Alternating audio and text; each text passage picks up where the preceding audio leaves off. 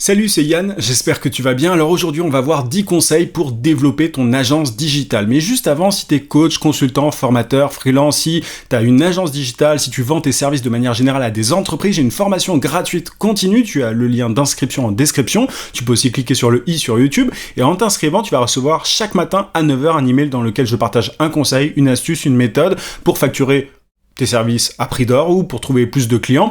Encore une fois, tu as le lien d'inscription en description ou alors tu cliques sur le i sur YouTube. C'est pour les personnes les plus motivées. Je te le dis, je préfère être transparent avec toi, mais si c'est ton cas, ça va être vraiment utile. Alors, maintenant, on va voir ces 10 conseils pour développer ton agence digitale. Le premier que je voulais te donner, c'est le fait de te concentrer sur un marché spécifique. Alors, je sais qu'en France, c'est quelque chose qui se fait vraiment pas beaucoup. C'est beaucoup plus courant aux États-Unis. En France, le modèle des agences, en général, c'est le modèle de l'agence 360 qui propose à la fois de la rédaction, du développement de sites internet, du SEO, de la pub payante, de la pub Facebook ou autre, de l'illustration, de la vidéo. Enfin, il y a des agences qui font absolument tout. Et alors, tu peux, pourquoi pas, faire absolument tout. Moi, je considère qu'on peut pas être expert de tout, mais pourquoi pas. Mais quand tu vas prospecter, notamment quand tu vas vouloir développer ton agence, quand tu vas vouloir trouver des clients pour développer ton agence sur LinkedIn ou par email, tu vas pas pouvoir dire bonjour, on fait tout, parce que ça n'intéresse personne en fait, une agence qui fait absolument tout. Donc il va falloir que tu aies un marché spécifique, que tu règles un problème spécifique pour un marché spécifique. Donc tu vas dire par exemple, j'en sais rien, au domaine dans le secteur automobile, on aide les entreprises à faire ceci, cela. Et du coup, en t'adressant à ce secteur-là, à des dirigeants, à des décideurs dans ce secteur-là, ils vont être beaucoup plus réceptifs à ton discours, à ton message, que si tu dis bonjour, on est une énième agence qui fait absolument tout. Donc ça, c'est vraiment mon premier conseil. C'est essentiel pour développer ton agence. Après, derrière, tu peux proposer tout un tas de prestations différentes, mais quand tu vas vouloir approcher des prospects pour développer ton business, il va falloir que tu sois vraiment, vraiment spécifique. Donc, travaille bien là-dessus. Deuxième point, il faut que tu aies un aimant à prospect. On appelle ça un lead magnet en anglais.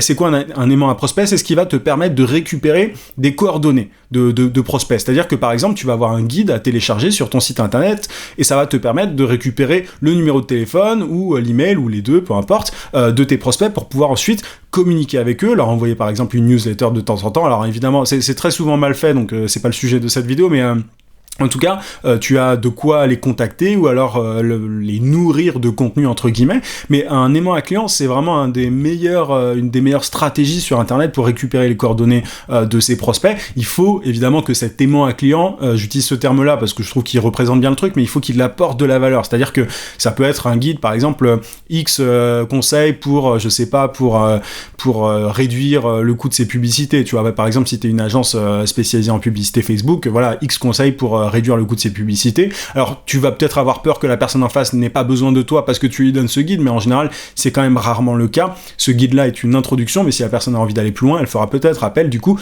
à tes services. C'est à ça que sert un lead magnet. Troisième conseil, mets en avant les témoignages de tes anciens clients. Ça, c'est beaucoup trop peu fait. Enfin, je sais pas pourquoi d'ailleurs.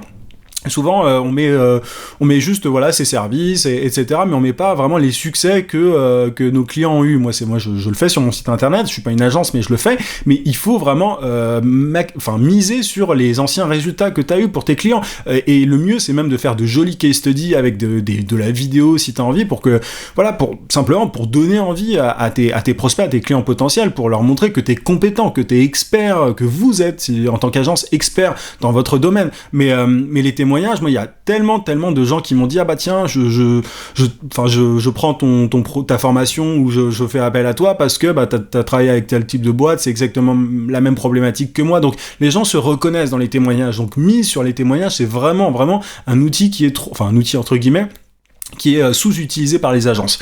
Autre point, donc c'est le quatrième conseil, il faut que tu aies un système d'acquisition client prévisible. Si tu n'as pas de système d'acquisition prévisible, t'as pas de vrai business. C'est-à-dire que souvent les agences, elles misent sur le bouche à oreille, mais le bouche à oreille, il dure pas. Moi, j'ai plein d'agences qui viennent me voir, qui me disent oui, alors nous, on a grossi grâce au bouche à oreille, mais maintenant on aimerait prospecter. Et du coup, quand je creuse le truc avec elles, je leur demande, ok, qui est votre cible? Et souvent, elles me disent un peu tout le monde. Tu vois, du coup, ça nous ramène au premier point que je te donnais dans cette vidéo. Concentre-toi sur un marché spécifique. Mais tu vois, tout ça est lié. Il faut que tu aies un système d'acquisition prévisible. Ça peut être par email, ça peut être sur LinkedIn, ça peut être via de la publicité si tu le souhaites. Ça fonctionne très bien aussi. Mais il faut que tu en aies un parce que il y a un moment, le bouche à oreille, encore une fois, il s'arrête, quoi. C'est-à-dire que, et c'est beaucoup trop instable, c'est les montagnes russes si tu comptes seulement sur le bouche à oreille. Il faut que tu aies un système vraiment régulier pour avoir des prospects régulièrement, pour créer de la conversation régulièrement avec des prospects, et derrière, en faisant ça, bah, tu vas pouvoir développer ton business vraiment en continu. Donc c'est vraiment un pilier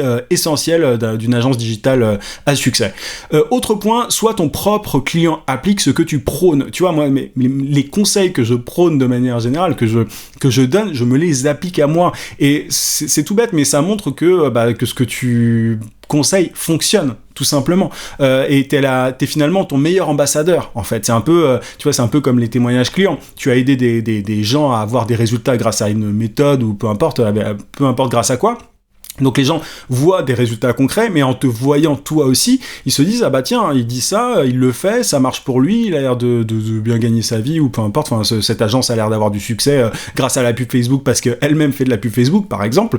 Bah du coup, je vais faire appel à cette agence, tu vois. Donc il faut que tu sois ton propre ambassadeur. Ça c'est moi tu vois, avant de vendre tu vois des formations notamment moi sur la prospection sur LinkedIn, c'est quelque chose que j'ai fait pendant un certain temps et que je fais de temps en temps encore quand j'ai j'ai envie de clients en plus, tu vois. Là aujourd'hui j'ai de la chance que les gens viennent vers moi parce que j'ai une certaine visibilité, mais tu vois, bref, je n'invente rien, je ne conseille pas des choses que je n'applique pas moi-même, jamais, tu vois. Et pourtant bon, il y a plein de gens qui le font, ça s'appelle de l'escroquerie, mais c'est une autre histoire.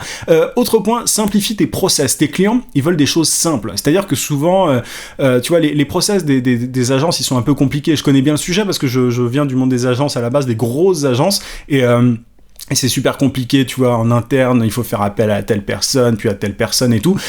C'est un peu vague dit comme ça, mais vois toi dans ton propre business ce qui n'est pas fluide et qui pourrait être détecté par tes clients. C'est-à-dire que quand tu bosses avec un client, il va forcément voir à un moment un fonctionnement, parfois pas forcément extrêmement fluide. Peut-être qu'il y a certains temps de latence sur certains projets, sur certaines choses.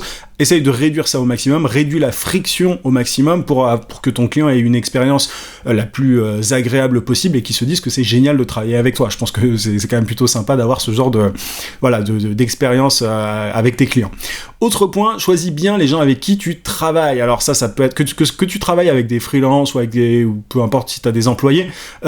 Choisis bien ces personnes-là parce que en général, tu vois, je trouve que les agences font un peu n'importe quoi par rapport à ça. Elles vont prendre juste quelqu'un qui est compétent sur un point précis, mais qui va pas forcément être avoir la même culture d'entreprise que tu vois, enfin la culture d'entreprise qui va être plutôt un loup solitaire et qui serait mieux à bosser chez lui. Enfin, moi je trouve que voilà, le recrutement il est pas toujours bien fait. Il y a des gens qui ont besoin aussi de plus de sens que d'aller dans un simple open space. Moi je fais vraiment attention à ça. Je cherchais récemment, et je cherche toujours un peu tranquillement quelqu'un pour m'aider sur certaines choses. J'ai un profil vraiment précis en tête. Alors je m'autorise quelques surprises bien évidemment, mais il faut bien choisir les gens avec qui tu travailles et pas prendre n'importe qui parce que il y a certains profils qui ne correspondent pas du tout à ce dont tu as besoin, à ce dont tu as envie. Donc voilà, tu ne cherches pas juste des mains pour exécuter une tâche. Ça vraiment, je trouve que chez les agences c'est un peu le problème. On prend notamment des freelances un peu juste histoire de tiens t'as un bon portfolio,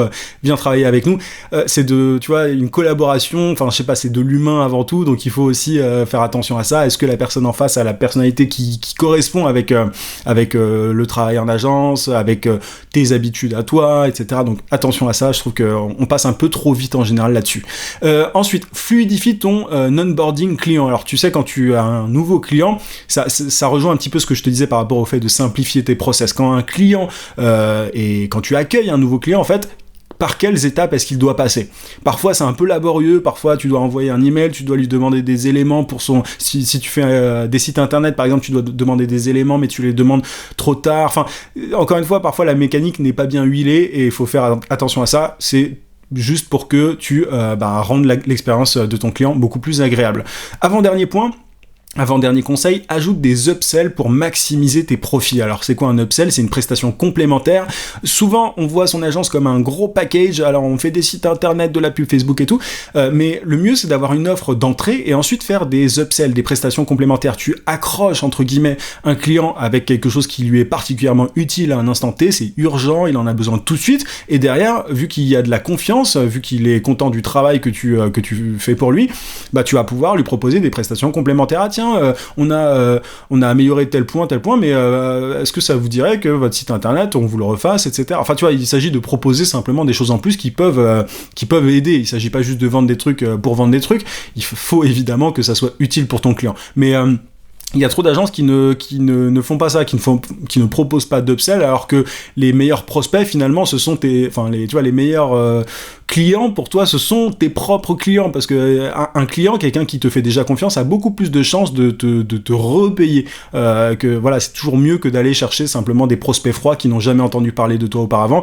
Voilà, concentre-toi assez souvent sur les gens qui travaillent déjà avec toi parce qu'ils ont parfois des besoins supplémentaires que tu peux combler. Dernier point, optimise ton site internet. Tous les sites internet des agences digitales aujourd'hui, ils se ressemblent énormément. Encore une fois, ils mettent développement web, graphisme, etc. Essaye de réfléchir à ton marché spécifique, à ta plus-value, à ta proposition de valeur, et démarque-toi, quoi. Démarque-toi des agences parce que c'est vraiment il y en a énormément, il y en aura de plus en plus des agences digitales, donc spécialise-toi aussi. Moi, c'est un autre sujet que j'ai déjà abordé sur la chaîne, mais spécialise-toi dès que possible et optimise ton site internet. Je veux dire, dès les premières secondes, un client potentiel doit pouvoir voir ce que tu peux lui apporter. Dès les premières secondes, ça se joue sur quelques mots en général. Moi, c'est ma spécialité, c'est le truc que j'adore faire. Quelques mots suffisent pour capter l'attention de ton prospect, et souvent, si tu regardes bien ton site internet, on voit énième agence digitale, ou voilà, nous faisons du community management, ou je ne sais quoi, enfin, c'est tout le temps la même chose, donc revois ça aussi. Tu as maintenant 10 conseils pour améliorer ton agence, pour développer ton agence digitale. Moi, j'ai beaucoup d'agences avec qui je travaille, avec qui j'ai parlé, etc., qui ont ces problématiques-là, donc j'espère que tu auras de quoi avancer. Si cette vidéo t'a été utile, n'hésite pas à mettre un gros pouce, à la partager et à t'abonner à la chaîne si c'est pas déjà fait. En tout cas, je te souhaite plein de succès et je te dis à très très vite.